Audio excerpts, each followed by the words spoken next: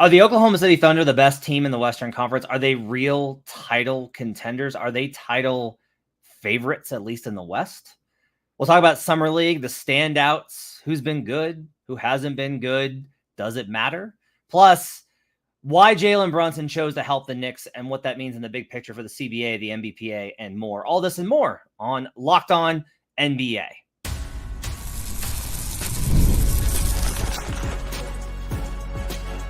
You are Locked On NBA, your daily NBA podcast. Part of the Locked On Podcast Network, your team every day.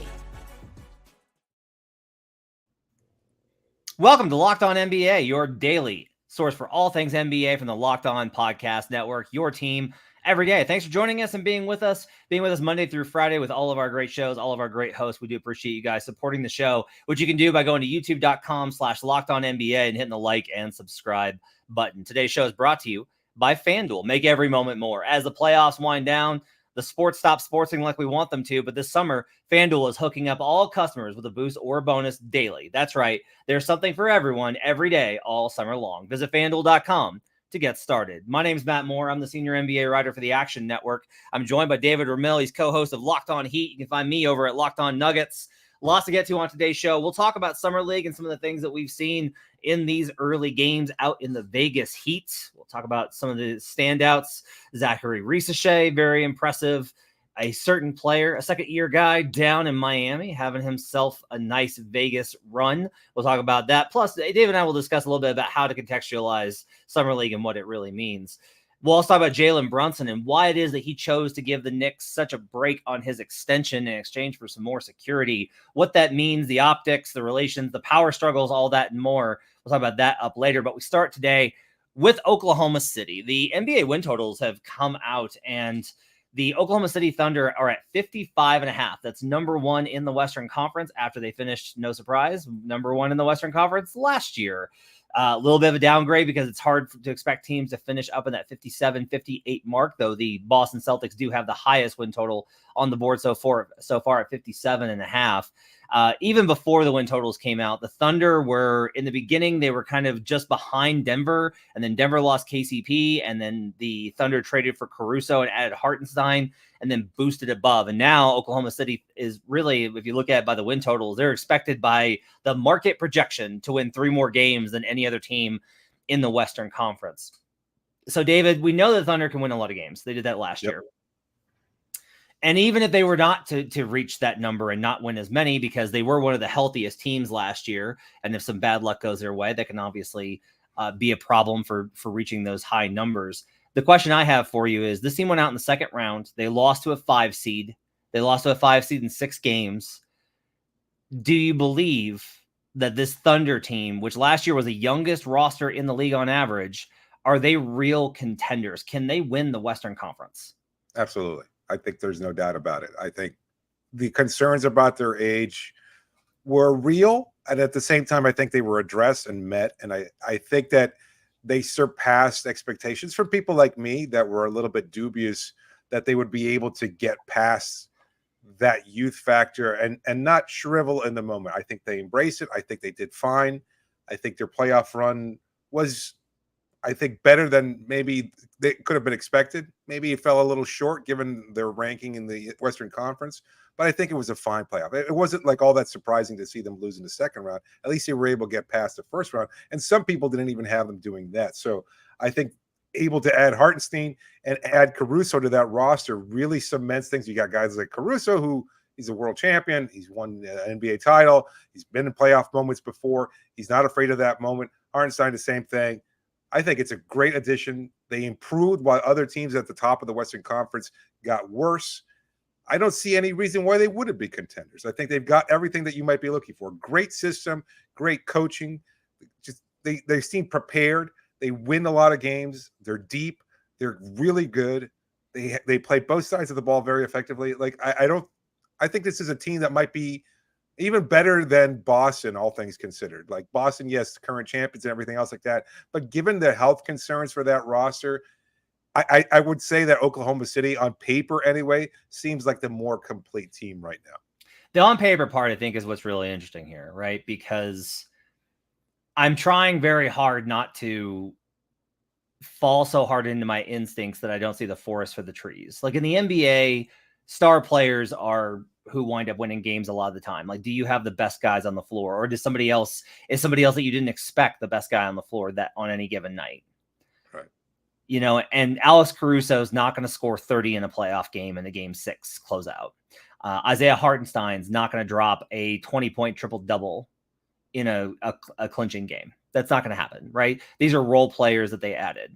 The problem is that from an on-paper standpoint, those were two of the most impactful guys in terms of helping their teams win their minutes that we saw in the league last year. And there's any number of metrics you can use to back that up.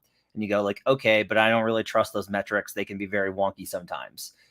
Fine. Let's try watching the games and seeing how much Alex Caruso disrupts teams by just shutting down primary ball handlers. Let's look at what Hartenstein did, not only not only defensively, where he was huge and was one of the best rebounders in the league, and he helps them specifically in an area of need. That's one of the key things here is like they addressed literally their problems. It's like, oh, well, Giddey was a real problem for you, and he, they didn't trust him to shoot, and he didn't know how to create, and he couldn't defend well enough. Well, Caruso did all of those things. Oh, by the way, he's a 40% shooter from last year. Like, they don't take away anything, which is crazy. The only thing here that I can really find to kind of like discount it is, well, if you're putting in more Caruso minutes, that means somebody's going to have to give up their minutes beyond just Giddey. And that probably means like maybe Cason Wallace takes a couple of fewer minutes. And Cason Wallace was awesome last year. But that's like the whole thing with this is they somehow managed to add redundancy while adding another dimension. And that's crazy to me. And Hartenstein's not a player that you absolutely have to play in all instances. If you get to a situation where, hey, this is a small ball matchup and you need Holmgren at the 5, iHeart will be like, that's fine. Yeah, no problem. I'll come off the bench, whatever we need. That's cool. Yeah. And they can now adapt. But when they face these bigger teams that crushed them last year, they can now play two bigs with Chet Holmgren and iHeart. And that to me is just like, it's very hard for me to try and resist the instinct to be like, this team is not a juggernaut, but they are just built to beat you in so many different ways. Now, at the end of this is they did lose to the Mavericks. They did lose in 6, and they had real problems with being able. They got burned by PJ Washington hitting a lot of corner threes that were good looks because they couldn't contain well enough and disrupt it. And on the other end, their great shooting from the regular season cooled down. And maybe that's the question is like, do you just have enough firepower? But I do think it's hard if we just look at their ability to manage through the regular season. If Shea needs a game off, no problem. You have enough talent to get through these games. Yeah. They can balance things. They can throw different lineups. They have all these different options.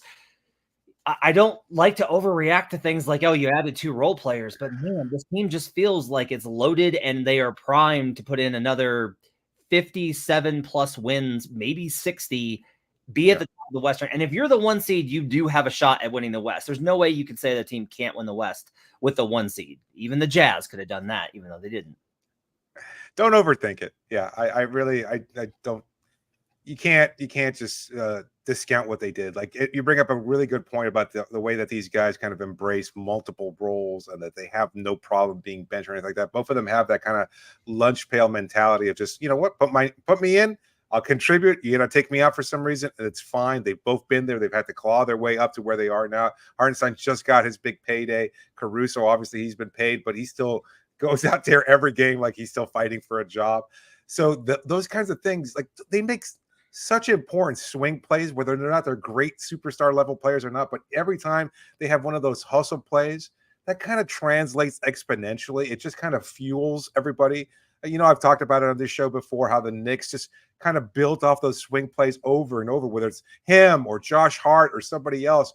And I think now you get a guy like Caruso who's known for those kinds of things too. Those kind of moments over the course of a game that just kind of fuel you and just like, you know what? And maybe that 7-0 run curtails it right away. Next thing you know, you spin it around and you're going back up over this team that you're kind of just, you know, up against the wall here. It's so important to add those kinds of guys, and they'll embrace the role. You have superstar level players. You've got great role players. You're deeper. You're better. They're just a good team. And I think they're going to be the best team in the West, barring injury. Up next, Summer League is in full swing. We'll talk about some of the stars that have shown out there and what that means. Plus, we'll try and give you some perspective on how to take away good and bad performances from Summer League. We'll talk about that up next here on Locked On NBA.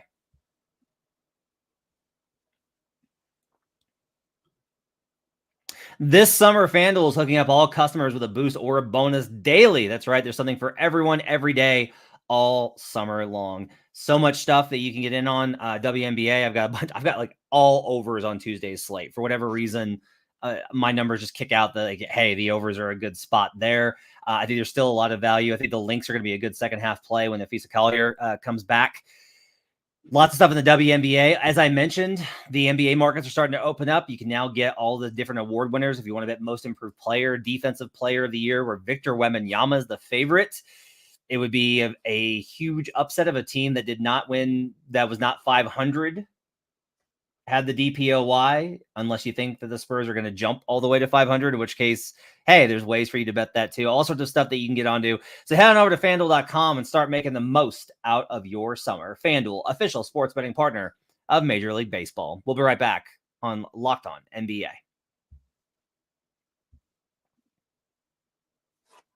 Back here on Locked On NBA. Thanks for joining us and making us part of your day. Appreciate you guys being with us. Vegas Summer League is in full effect. A lot of our crew is out there taking in the sights and sounds and the Dairy Queen blizzards, which is what I always spend my time doing in Summer League, schmoozing, talking. I've actually watched more Summer League this year, having skipped it, than I did when I was there, because I would always like talk to people. It's like, oh, I got to go. I'm meeting this person that works for a team, or, oh, I'm chatting with this media friend that I've known forever. Oh, I'm getting lunch with so-and-so. And so it's a networking event. And as I'm not there this year, I needed a summer off. And so I've been to a ton of them. And there's a little bit of like, oh man, it would been kind of cool to see that. I have watched a lot of basketball. And to be honest with you, I'm pretty impressed with some of the rookies that we've seen, David.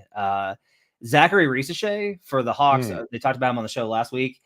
I think on Sunday, rather. Really good start, I thought. I thought that he looked much more in control than I thought he would. I don't know that he's going to look like a number one pick. I don't know that he's going to go down as this type of franchise cornerstone. But I will say that I was pretty impressed by the fact that he does look like he is playing at a comfort level in terms of his control and finishing ability and versatility, where, he's going to be able to do a lot of things to help Atlanta win games. And that's honestly pretty, I think that's encouraging, given that he was the number one pick in what was universally called a very weak draft.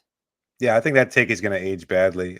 He's not Anthony Bennett, right? I think, as long as you're stable and you can provide, like you said, winning basketball, like you contribute to that. Like that's what Atlanta needs more than anything else. Yeah, would it have been great if you could hit a home run? Sure. But I don't know that home run player necessarily was available. Better to get a guy that's more of a multi-tool player, a guy who can do little things here and there, raises your ceiling and doesn't lower your floor. Like, I think those kinds of things are important.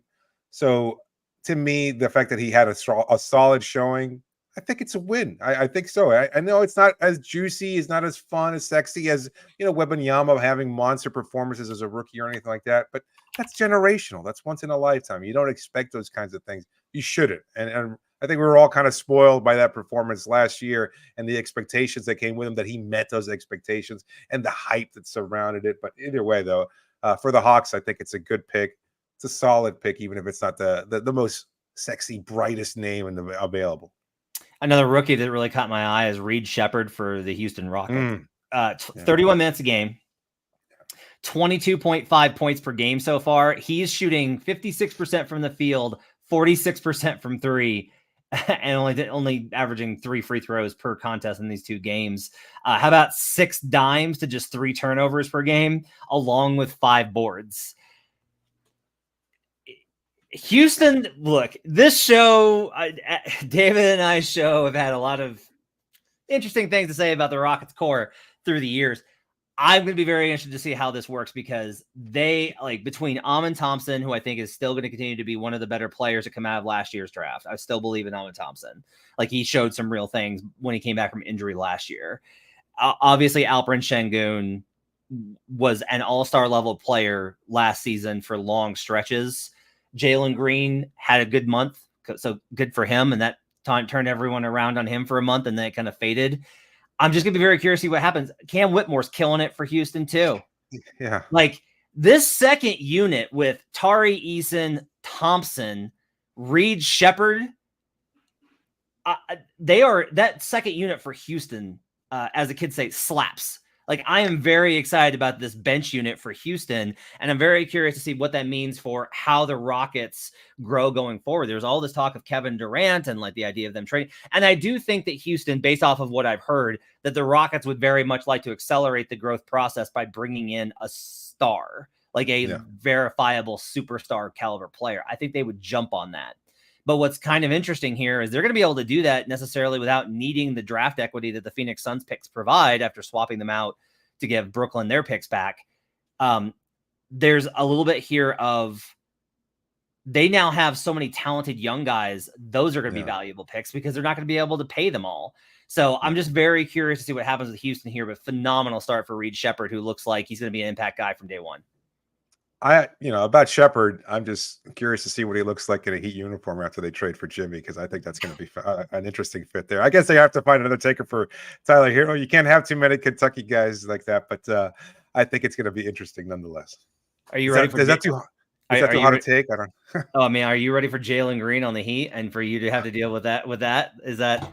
I am. I can't wait. How's that going to go? 6th man of the year, Jalen. Future 6th man of the year, Jalen Green. You said it, not me. Talking about, we gave that takeout a long time ago. Speaking of the Heat, by the way, your top leading scorer after one game, Jaime Jaquez, 29 points, 11 rebounds, 5 dimes for Jaquez. I mostly bring this up, David. There are these guys that come in second year and it's like, oh yeah, they don't belong here. They're too good. Like they should not be here. For the team I cover, the Nuggets, the positive for this is that Julian Strawther looks like, Julian Strawther doesn't need to be here anymore. He's made the leap. He's looked good enough. You can probably shut him down. They may give him some more minutes at point guard and let him play 1 or 2 more, but he's heading down that direction.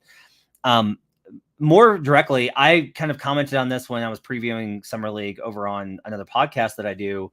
I was talking about how, like, look, Miami's team is always competent. They're always well coached. They always find good talent, and they're always going to compete. They beat the Lakers the other night.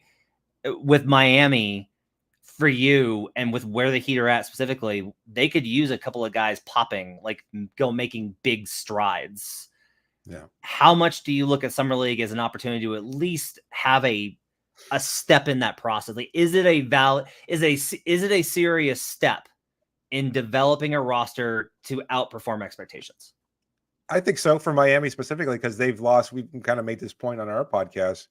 Their pipeline has been somewhat depleted. They lost Caleb Martin this year. They lost Max Strus, Gabe Vincent. I mean, they've had players kind of just that they've developed over the years that have had those moments specifically. Like Max Strus a couple seasons ago, when nobody even knew who the heck he was, popped in Summer League, had a game-winning shot. Next thing you know, he's earned some more minutes on the Heat rotation. It coincided with Duncan Robinson's slip a little bit, but either way, he wound up capitalizing that obviously into a nice contract last year. So for teams that are looking to add some kind of talent through that pipeline, I think it's really important. Miami obviously not able to make many changes this offseason because they made them last year, and adding Terry Rozier at the trade deadline, that kind of capped them for what they could do. And it's important to get those kind of players to stand out and develop. As far as Jaquez, look, he was in Las Vegas anyway, playing for Team USA Select. So he was already there, and he was like, you know what, I'll stay in town for a couple more days. He's only going to play a couple more games. He doesn't want to risk injury. But it's great to have him continuing to grow, because I think he's going to play a more substantial role with the Heat next year, depending what happens with Jimmy Butler's future with the team. Up next, Jalen Brunson gave the Knicks a huge break to give them some more financial flexibility, which has prompted a lot of questions about whether it was the quote unquote right thing to do. We'll talk about that, what it means, and the power dynamics as this new CBA plays out. We'll talk about that next here on Locked On NBA.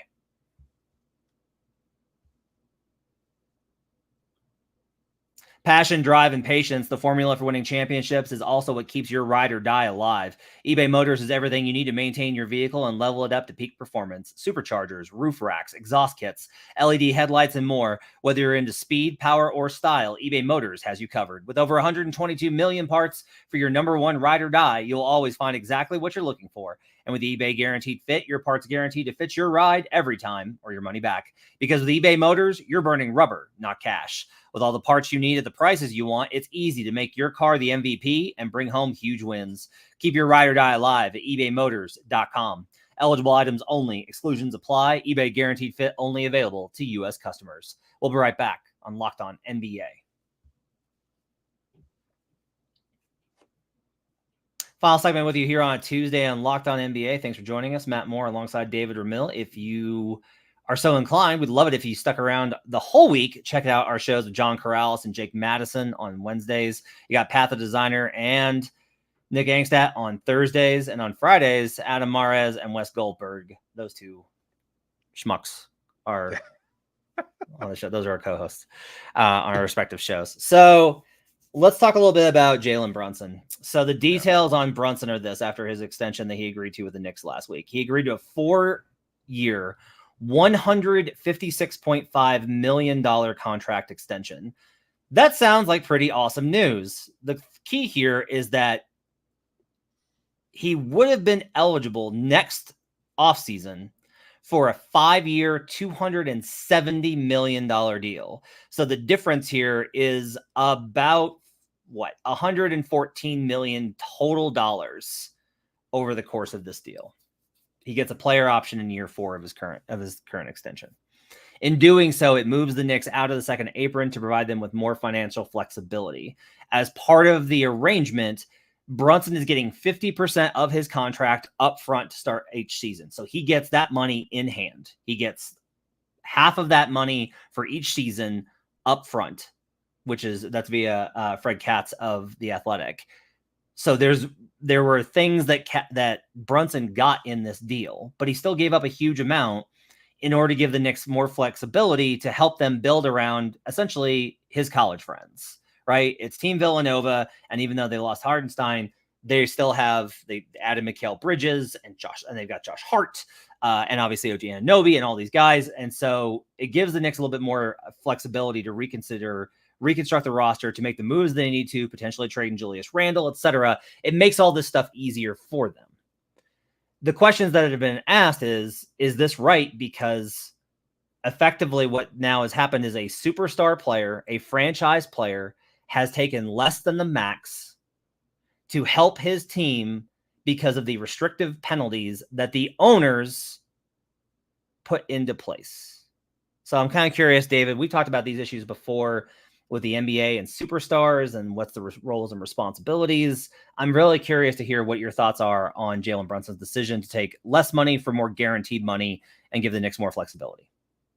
I think it sucks. I think it's terrible. I think it's short-sighted. And for any Knicks fans or anybody else that's a big fan of corporations and billionaires in general and saying, oh, he'll recoup his money. Ask Isaiah Thomas if you can always recoup that money. Like, that's never a guarantee. And I mean Isaiah Thomas from the Boston Celtics. You never believe somebody who runs a business and is going to tell you, yeah, we'll take care of you in the long run. So those kinds of things just don't happen. And for Jalen to set this precedent, now we're hearing that Mikal is going to take less money too, so he can again help keep some of that same flexibility available for the Knicks.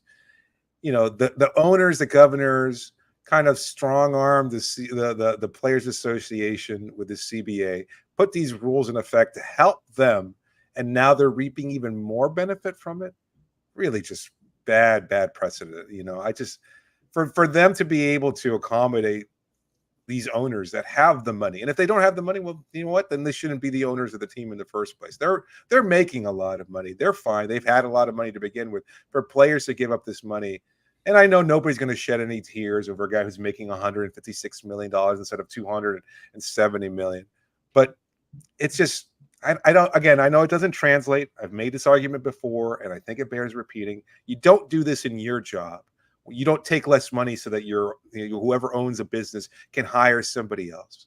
That's not your responsibility. Your responsibility is to do the best job you can and to earn every penny that you possibly can as a result. Jalen earned more money than they gave him in this extension. And for him to say, well, you know what? I know it creates some flexibility to bring a championship. Look, there's a part of me, just like I'm sure a lot of Knicks fans feel, that's saying, you know what? This is great. It's such a good move. You take less money, take it for the team. Be the good, dutiful soldier. Well, guess what? Soldiers get killed in action for this kind of thing. And I think Jalen's decision to do this is really short-sighted, and I just hope it doesn't bite him in the ass in 4 years when he does look to recoup that money. That's my perspective on it anyway. I don't know how you feel about it. I'm sure probably similarly. I'm torn, honestly, because I think that there's something there. To me, there is something that I really respect and admire about essentially choosing winning over the most money that you can make. And I've wondered about this as the salaries have risen after the last media deal, and they're going to skyrocket after the new one too. I've wondered about the question of these numbers have gotten so absurd. Jason Tatum just signed a deal for $350 million.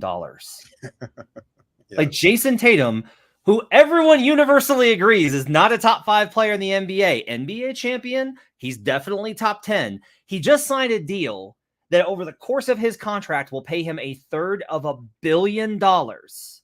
Right.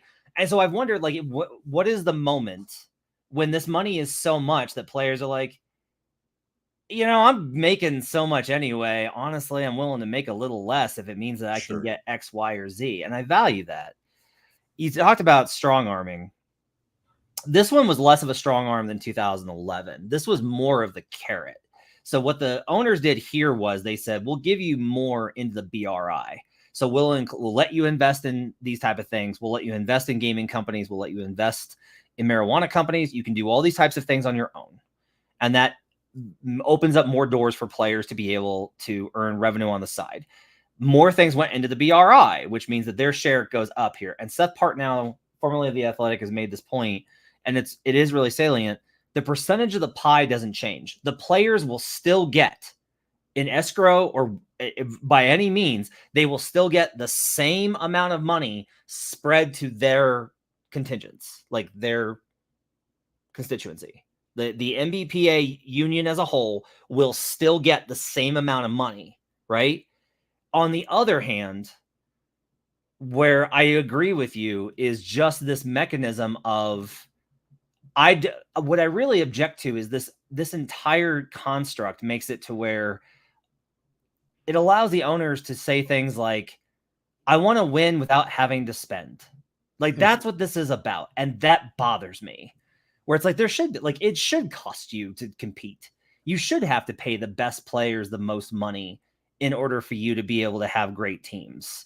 I don't care if the Wizards are at the salary floor. Their team's bad. They're trying to be bad. But the owners definitely, including that one, I might add, want a situation where they don't have to spend and they can compete. And that's largely a function of, like, several of these owners have NHL teams, and guess what? They have a hard cap. So they instituted as close as they could in this situation. The other thing here is that what I appreciate about it from Jalen's perspective, when I look at the contracts that were handed out this summer, the middle class got squeezed. Tyus Jones doesn't have a deal. Right. That's insane. Like, Tyus Jones is a starter caliber point guard, and he is on the market. And the reason he's on the market is none of these teams are willing to spend anything to get them. If they are out of the first apron, they don't want to go into that one. If they're in the first apron, they definitely don't want to go into the second one. And so all of these mechanisms are meaning that players like Tyus Jones, that these other guys who are not as important as superstars, but are more important than the gap between them and the stars suggests, they're the ones that really got hit on the pay cut side. And so I appreciate the fact that if anybody's going to sacrifice, because this is one of the changes that happened after the 2011 CBA, was they walked out of that negotiation where they got their tails kicked in the lockout, and they lost percentage of BRI, and they just got wiped out across the board. And they changed all of their leadership. But one of the things that happened was that superstars started being a lot more active in these conversations and leading leadership of the NBPA. And what wound up happening as a result of that function is that you've had a lot of these recent rules over the years benefit the players making the most in the league. And I'm like, guys, you still need your role players. This should not be a thing where one guy's making 100 million and the other guys are making 10. Like, this doesn't make any sense to me, where this is a sport that is built on synergy and is built off of the other 4 players helping that one-star player play the best that he can, optimizing him and him optimizing them as well. So that's kind of where I land on this thing, is like, I'm at least glad that if anybody's going to have to give up money, and it should be the owners, by the way, but it's not, they lost. Like, they got this agreement in place. At least I'm glad that Brunson's willing to do that in order for these other guys who help you win to be able to make more. That, to me, I do appreciate. But ultimately, that's not going to be the story around the league, because now, as a precedent, to your point, the owners will use this as a leveraging point next time with these superstars to be like, well, look, can't you do what Jalen wants to win? Don't you want to take less? And no player should be forced to do that, given that your careers are only between 12 and 15 years on average. On average. I mean, that's like, if you're lucky, 12 to 15. On average, it's 4 years. Yeah, I mean, right. 4.5 years. So, I mean, that's the problem, is that, you're to your point. I just, a lot of players' lives are marginalized because they got to just get ground in the wheels of production here for the NBA in general. And so that's unfortunate. Yeah, I mean, I don't know. I can't see what's going to happen next. Are the Knicks going to be able to use some of that money that he gave up in the short term to, again, build around the edges? Are they going to be able to help some of those players that are on the margins and give them a little bit more money to keep them? I guess, maybe. I don't know.